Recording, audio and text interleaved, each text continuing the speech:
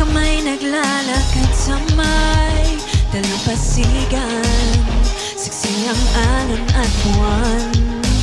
Pumitinis ang tibok ng puso tuwing ika'y tumatawa o tumitingin sa aking mata. Kinakabahan na baka